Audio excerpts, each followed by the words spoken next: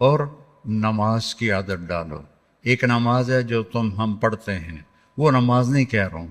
فَإِذَا فَرَغْتَ فَانْصَبْ، نصب گڑ جانا، جیسے یہ بوتل ہے نا، یہ یہاں آ کے گڑی تو نہیں لیکن ایسے کھڑی ہے، تو اللہ کہہ رہا ہے فَانْصَبْ، ایسے جیسے لکڑی کو ٹھوکا جاتا ہے نا زمین میں، اور کچھ اس کا حصہ اندر چلا جاتا ہے اور اوپر والا ایسے ہو جاتا ہے، تو نماز کے لیے ایسے کھڑے ہو، ایسے۔ عبداللہ بن زبیر پر حجاج حملے کر رہا تھا اور وہ حرم میں نماز پڑھتے، کوئی پتھر یہاں سے گزرتا، کوئی یہاں سے گزرتا، کوئی یہاں سے گزرتا، اور ان کے جسم میں ایسے بھی نہیں ہوتا تھا، ایسے، اتنے اطمینان سے نماز۔ وَإِلَىٰ رَبِّكَ، بولو، فرغب، رغبت کی نماز، نماز میں دل لگے، نماز میں کھڑے ہو جاؤ، نماز میں کا انتظار کرو، نماز کو اپنے مسائل کے حل ہونے کا ذریعہ بناؤ، نماز میں دعائیں مانگنا سیکھو۔ ہم دعا نہیں مانگتے، دعائیں مانگنا سیکھو، یہ بہت بڑا سبب ہے۔ اسباب ظاہریہ اختیار کرو اور نماز کو سب سے بڑا سبب بناؤ۔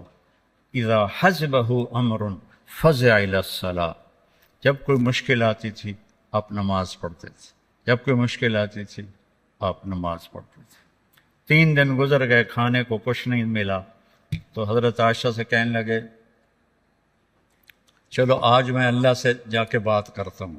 مسجد میں گیا، نفل شروع کر دی، ایک ستون کے پیچھے 2 نفل پڑھتے، پھر سلام پھیر کے دوسرا ستون، اللہ اکبر، پھر سلام پھیرا تیسرا ستون، اللہ اکبر، پڑھے جا رہے ہیں۔ اتنے میں حضرت عثمان آئے، اما جان اللہ کے نبی کہاں ہیں؟ ان کا 3 دن سے فاقہ تھا، اللہ سے مانگنے گئے، تو وہ زارو قطار رونے لگے، مجھے کیوں نہ کہا، عبد الرحمن بن عوف کو کیوں نہ کہا، ثابت بن قیس کو کیوں نہ کہا، یہ سارے مالدار تھے۔ بھاگے بھاگے گھر گئے، پورا اونٹ بھر کے راشن کا لے کر آئے، اور آ کر وہاں اللہ کے نبی کے گھر اتارا، اور پھر بھاگے بھاگے گئے اور گھر میں جو سالن تیار ہو گیا تھا وہ اٹھا کے لائے، اور روٹیاں اٹھا کے لائے، اور آ کر دیا کہ پکانے میں دیر لگے گی۔ جب اللہ کے نبی واپس آئے، پوچھا عائشہ کچھ ہوا؟ کہ یہ دیکھیں اللہ تعالیٰ نے سب کچھ کر دیا ہے۔ کہ یہ کون لایا ہے؟ کہ یہ عثمان لایا ہے۔ تو آپ نے ایسے ہاتھ اٹھائے، اے اللہ میں عثمان سے راضی ہوں، تو بھی اس سے راضی ہو جا۔ اے اللہ میں عثمان سے راضی ہوں، تو بھی اس سے راضی ہو جا۔ اے اللہ میں عثمان سے راضی ہوں، تو بھی اس سے راضی ہو جا۔ تو نماز کو اپنا وظیفہ بناؤ۔ یہ آج کل کے یہ سوشل میڈیا اور بہت سے ایسے نادان لوگ، یہ وظیفہ پڑھو، یہ وظیفے پڑھو، یہ پڑھو، یہ پڑھو، یہ سب فضولیات ہیں۔ سب سے بڑا وظیفہ نماز ہے اور دعا ہے، سب سے بڑا وظیفہ نماز ہے اور دعا ہے۔ باقی سب ڈھکوسلے ہیں، میرے اوپر جادو ہو گیا ہے، میرے اوپر اثر ہے، میرے اوپر جنات ہیں، یہ سب عاملوں کی جیب گرم کرنے کے اسباب ہیں۔ یہ کچھ بھی نہیں ہے، سب بک بک ہے، سب بک بک ہے۔ کبھی اس چکر میں نہ پڑنا کہ میرے اوپر جادو کر دیا گیا ہے، میری بندش کر دی گئی ہے، اولاد کی بندش ہو گئی ہے، کاروبار کی بندش ہو گئی ہے۔ نماز جو موجود ہے، اللہ جو موجود ہے، تو کبھی عاملوں کے چکر میں نہیں پڑنا۔ کبھی جو وظیفے بتانے والے ہیں 1000 دفعہ یہ پڑھو، 1000 دفعہ یہ پڑھو، میرے سر میں درد ہے۔ اور ایک بزرگ کہنے لگے کہ آپ 1000 دفعہ سورہ اخلاص پڑھا کرو۔ میں کہا جی پھر تو پہلے انہوں نے ہور درد ود جاوے گا جو میں سر درد نال میں 1000 واری سورۃ اخلاص پڑھا کے میرے کو تو نماز دی رکعت وچ کولو اللہ مشکل پڑی جاندی ہے۔ میں کہا جی یہ وظیفہ تسی اپنے کول ہی رکھو، یہ میرے واسطہ کوئی نہیں ہے۔ میرے نبی نے وظیفہ بتایا، نماز پڑھو دعا مانگو، نماز پڑھو دعا مانگو، صدقہ کرو، سخی بنو، بخیل نہ بنو۔ بخیل سے اللہ دوستی لگاتا نہیں، اور سخی سے اللہ دوستی توڑتا نہیں، چاہے فاسق ہو۔ اور سخاوت کا مطلب کوئی بہت زیادہ خرچ کرنا نہیں ہے، وہ دل کی کیفیت کا نام ہے، وہ دل کی کیفیت کا نام ہے۔ تو غریب بھی سخی ہو سکتا ہے، مالدار بھی ہو سکتا ہے، غریب بھی بخیل ہو سکتا ہے، مالدار بھی ہو سکتا ہے، بخل خود پیدا ہوتا ہے، سخاوت کو پیدا کرنا پڑتا ہے۔ سخی بنو۔ مولویوں میں سخاوت بہت کم ہے، بلکہ ہے ہی کوئی نہیں، کیونکہ شروع سے لینے کا جو کام شروع ہو جاتا ہے تو دینے کو دل ہی نہیں کرتا۔ تو دینا سیکھو تاکہ اللہ تمہیں دے، کھلانا سیکھو اللہ تمہیں کھلائے، پلانا سیکھو اللہ تمہیں پلائے۔ پھر سب سے بڑی سخاوت ہے، جس پہ ناراضگی ہے معاف کر دو۔ سب سے بڑی تواضع ہے، جس پہ زیادتی کی ہے اس سے جا کے معافی مانگ لو۔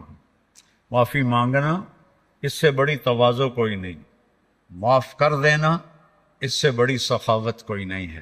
اور اللہ کو سخی سے پیار ہے، وہ فاسق ہی کیوں نہ ہو۔ سامری نے بچھڑے کی پوجا کروائی، اللہ نے کہا ان سب کو قتل کرو، وہ قتل ہو گئے۔ سامری نے پکڑا ہوا آ گیا، اللہ نے کہا موسیٰ سامری کو چھوڑ دے۔